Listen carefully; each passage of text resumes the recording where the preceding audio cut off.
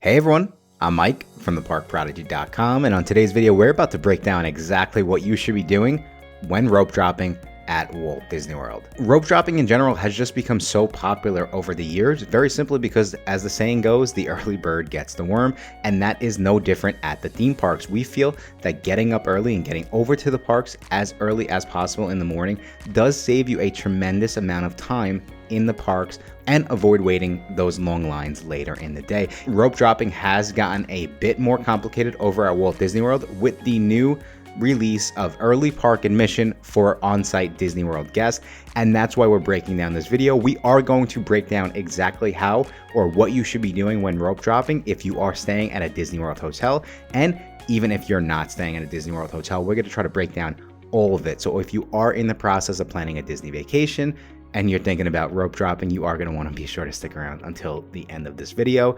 Let's go get started.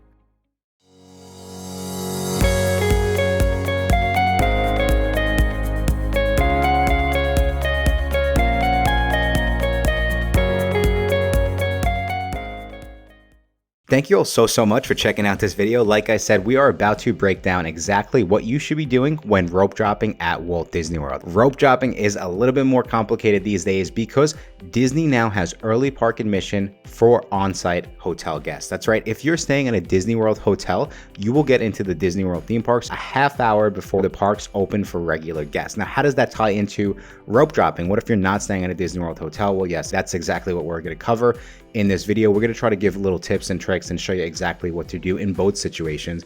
And you'll see there is, an option for every family to still get the most out of their days in the park. Okay, but very simply, if you're just planning a Disney vacation and you don't even know what rope dropping is, but it just seems like something that you would be interested in, here is what we would define as rope dropping. Rope dropping is when a guest visits the Disney theme parks and they arrive much earlier than park opening and start scanning in and queuing in a waiting area to be among the first guests into the park. This term has actually come from when cast members would quite literally hold the rope out in the morning to hold crowds back from entering in the parks. And I worked at Walt Disney World as a cast member. We didn't hold the rope, but we would just pretty much put our hands out, and it works. But of course, looking past that, there's a strategy that comes into rope dropping to get on as many rides as possible as early as possible before a lot of guests get into the parks and wait times start to get out of control. So that is the benefit of rope dropping. You are trying to get on as many rides as possible, or just the ride that you have your heart set on with as little wait time as possible. Okay, and so we're going to break down all 4 Disney World parks. Now, I will say from the beginning, our strategy for guests who are not staying at a Disney World hotel, in most cases, not all cases, but in most cases, we are going to recommend that you upgrade and get the individual Lightning Lane. And I know there's a lot of controversy around the Disney Genie and the Lightning Lanes. I'm not benefiting from telling you, hey, go buy this additional add-on, right? Very simply, what we're trying to do is we're just trying to make sure that you get the most value out of your day. And we have a guide, actually a blog, and we broke down exactly how much it costs to be in Walt Disney World per hour. And then upgrading to the Lightning Lane, how much time do you save on a numbers basis? If you're paying for a premium, are you getting a premium result from a saving time standpoint? And that's why we're recommending it. Okay, so now we're going to jump in for on-site hotel guests and off-site hotel guests. Here are some of the most popular tips and tricks that you will want to do when rope dropping. Now, make sure that you arrive early in the parking lot, and we would say at least an hour before park opening. And you'll see in certain situations, especially if you're staying at a Disney World hotel, you might want to get there a little bit earlier than the hour. You might want to do an hour 15, even an hour and a half, get crazy with it. But you want to get there early. And we would say Disney actually starts letting guests in 45 minutes before park opening, which is really 15 minutes before the early park admission, right? So you want to get there early because you have to go through security and you want to make sure you're some of the first guests in line. Tip and trick number 2, if you are rope dropping, make sure you're still planning ahead. Don't think that the low crowds is just going to solve all your problems, because again, you want to know exactly which rides you plan to go on before you even get to the park, so that you're not scrambling once you do get in, because same thing, everyone's kind of waiting together, especially in, before they let guests onto the rides. So there's a lot of people around you. You need to have a game plan going into which ride you're going to go on. Next, this is actually do not do this when rope dropping, and that is do not run. Cast members will absolutely stop you. Remember, you can walk as fast as you possibly want, but we want everyone to be safe, and running is not allowed. Okay, last but not least, going back to a game plan, make sure that you are not late, and we mean do not be late. Even 5 minutes can make all the difference. If the park opens at 8 and you arrive at 8:05, you are late. Like, there's no getting around that, and you'll see that it will have an impact on the wait times for the most popular rides. Okay, so now we're jumping over to Magic Kingdom. How do you rope drop Magic Kingdom? What do you want to take advantage of? What do you want to do when rope dropping Magic Kingdom? Now, we would say one of the most important tips to know specifically about the Magic Kingdom park is the transportation. It is the only park where you would still have to travel about a mile from the ticketing gates over to the theme park by either bus, walking trail, or of course monorail and ferry boat. And this is a big part of making sure you get there early, taking in that extra transportation. If you take the monorail, make sure you go up to the left side where guests sometimes don't realize it's actually a second line. And then of course the ferry boat can also be pretty slow in the mornings getting people into the park, so make sure you consider all of your options when trying to rope drop. Now for Magic Kingdom Park, and really for all the parks, for the most part, guests are going to be able to scan in about an hour before park opening. So this is a half hour before early park admission, like we said. Now, at that point, everyone's kind of kept on Main Street up to the Castle Hub, and no one's really allowed to make their way into the lands just yet. So with that being said, if you arrive an hour before, let's say the park opens, a half hour before early park admission, for my guests staying in an on-site Disney hotel, at that point, you do want to position yourself whichever land you plan to go to. So you want to make sure that if you're going to, let's say, Tomorrowland, you're not waiting over at Adventureland. Okay, and then for my off-site Disney hotel guest, if you did the right thing, you still can show up and get into the park an hour or before the park actually opens up to go onto rides. With that being said, you will hang out like on that Main Street area. You can still go grab breakfast, you could do a little shopping. The stores open up an hour before, so again, like we said, there is a benefit of being in the park that early, so take advantage of it. Okay, so now from a ride standpoint, right? If you are staying in an on-site Disney hotel, then we highly recommend that you take advantage of either Seven Dwarfs Mine Train or Peter Pan's Flight. We just feel like these will save you the most time later on in the day. These are by far the most popular rides for guests who are looking to take advantage of rope dropping. So there's still going to be a little bit of a wait, but it won't be as bad as later in the day. Now for guests staying in an off-site Disney hotel, right, at that point, because we said that most guests are rope dropping specifically for those two rides, like if those were the two rides that you have your heart set on, what we would recommend to do is we would recommend to upgrade and get the individual lightning lane for Seven Dwarfs Mine Train. And again, the reason why we recommend specifically Seven Dwarfs Mine Train is because from a price per lightning lane standpoint, it costs guests essentially $12 per hour per person to be in a Disney World park. Now, what we try to do from there is we try to say, okay, if you're going to upgrade and pay this price, how much time are you saving? And on average, what we have found is you're going to save around 75 to 80 minutes by taking advantage of an individual lightning lane. And so for that reason, we would say, okay, you're getting more than an hour worth of savings for this price. So we see the value. And then on the flip side, we would say, go and get on some other rides. Specifically, we kind of recommend to go and do Splash Mountain, Big Thunder Mountain, and Pirates of the Caribbean, as soon as the park opens up, because you just got 3 major rides out of the way. And then you're doing the individual lightning lane, right, for Seven Dwarfs Mine Train. So like realistically, you're getting 4 rides out of the way within an hour and 15 minutes, an hour and 20 minutes. And we would also say another very, very popular ride that comes to mind is Space Mountain. You could, of course, rope drop it. If you don't, though, for any reason, come back late at night, and it's typically a better wait time than in the middle of the day. Okay, so now that we got Magic Kingdom out of the way, how should you rope drop Epcot? Now, Epcot, first and foremost, one of the most popular questions we get is guests who are wondering about Guardians of the Galaxy Cosmic Rewind.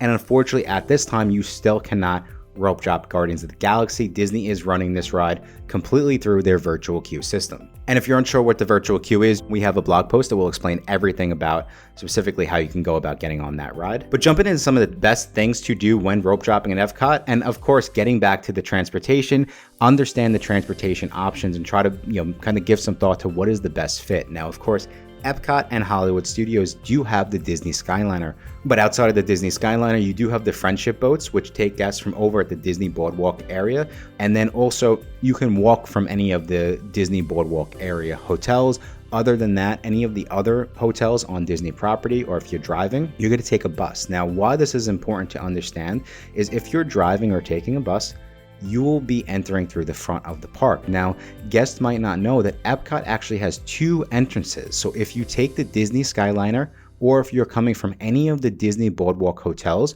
you will be entering in the back of the park. And the back of the park is officially called International Gateway.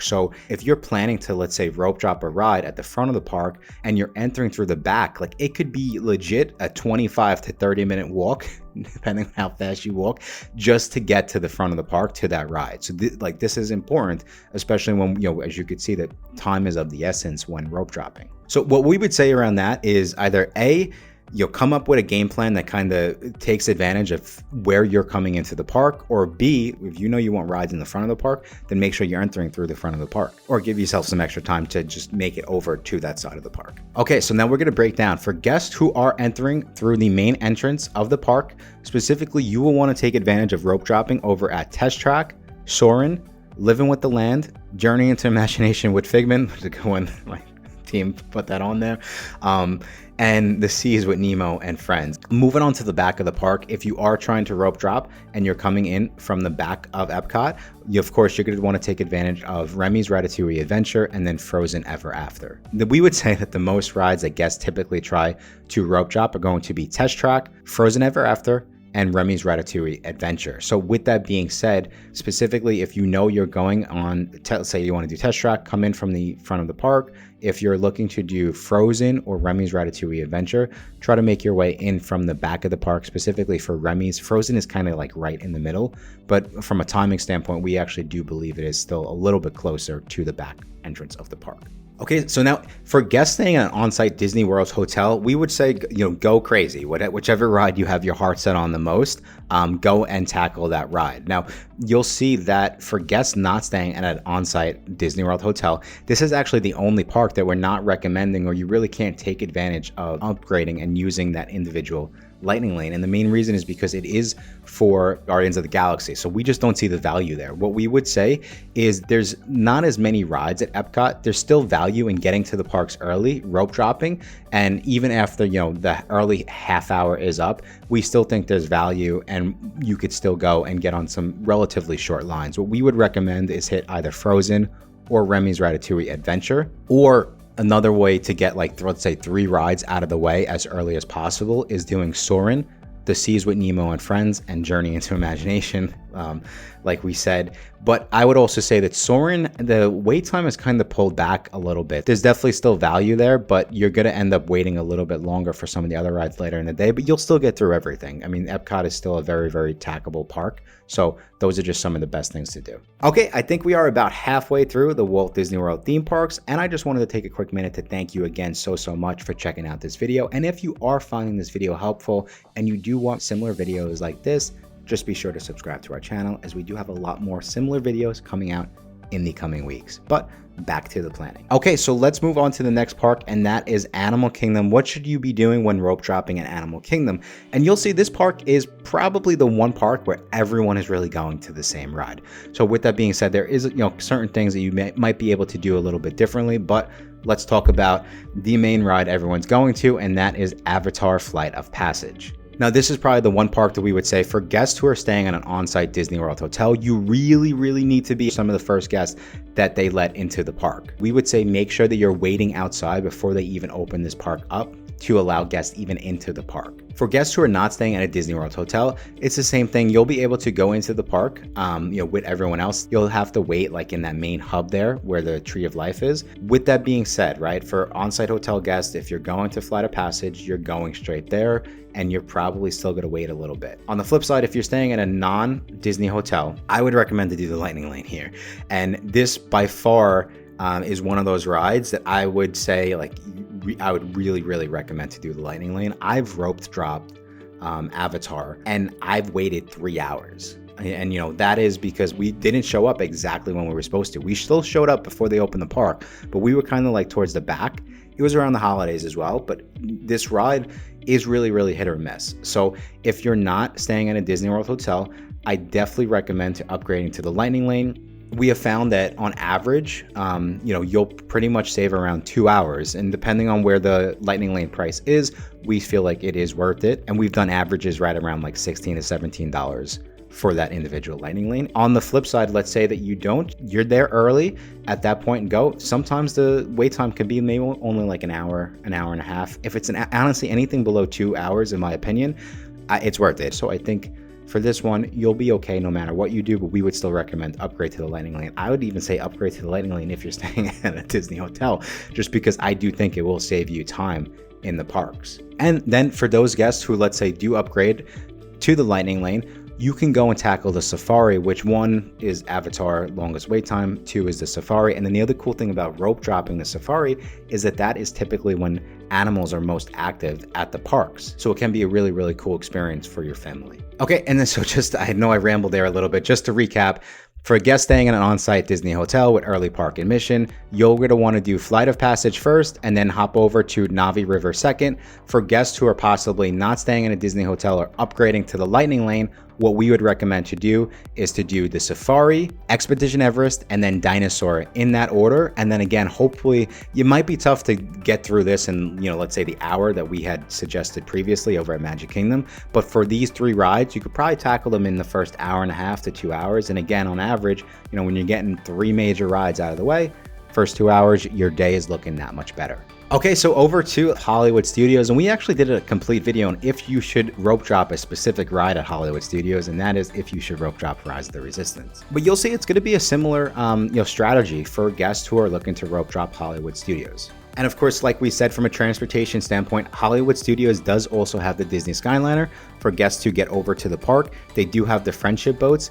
We feel like the easiest and the quickest is still going to be the buses and parking over at Studios. Now jumping into the ride. So we still feel like the most popular ride to rope drop is Rise of the Resistance. And this is another one of those rides that we would say make sure that you're arriving early and you're inside the park before it officially opens up for early entry or for off-site guests. Just make sure that you're there before the park officially opens up so you're some of the first guests into the park. Now, if you are a Disney on-site hotel guest and you did arrive some of the first families in the park, right, you want to go and you want to tackle Rise of the Resistance just because that's going to help you save the most time later on in your day. And you can actually go and watch that video. You'll see that we kind of looked at the numbers and we said, hey, even if you're not a Disney World on-site guest, if you still just go and hop on the line for Rise of the Resistance as soon as you can for off-site guests, we still saw a savings of like 20 minutes, throughout the day. So you could definitely do that. With that being said, this is the other ride that we are recommending upgrade and get the Lightning Lane if you can. From a time standpoint, we just still see the savings. We think on average, you'll see a savings of around 98 minutes, and the individual Lightning Lane should be, on average, at the time of this recording anyway, around $18 to $19. So we just felt like it is worth it because you will save a significant amount of time. Another really, really popular ride that you can consider is going over to Toy Story for Slinky Dog Dash. Now, another in the right in the middle is Mickey and Minnie's Runaway Railway. So now which ride should guests try to tackle? Well, if you are an on-site Disney World Hotel guest, yes, go and try to tackle Rise of the Resistance. Once you hop off, you can head over to Millennium Falcon, Smuggler's Run, and get the Star Wars section of the park out for early entry. If you're not staying in a Disney World hotel, another great option, like we said, would be to go over to Toy Story Land, where you can go on Slinky Dog Dash and then Toy Story Mania. Or if you're more into the thrill ride, you can go over to the Sunset Boulevard section of the park and do Tower of Terror and Rock and Roller Coaster. And the truth is, this is like in a crazy way, you're kind of fading all of the long lines in the early mornings because most guests very simply are not going to that side of the park for rope dropping anymore. So these are two major rides. Same thing, like we said, if you get these two out of the way as early as possible in the morning, your day will be so much better and set up so much better for success. Okay, so that is the video, everyone. As you can see, there's a lot that goes into rope dropping over at Walt Disney World. There's a lot more moving parts now with the introduction of early park admission for on-site hotel guests. And I can't forget to mention friendly neighbor hotel guests do also get early park admission over at Disney World. But with that being said, as you can see, there's still ways to game the system. There's still ways to get the most out of your day in the parks, no matter which hotel you stay at, or no matter if you're a Florida local. Even my Florida locals, I hope you found this video helpful.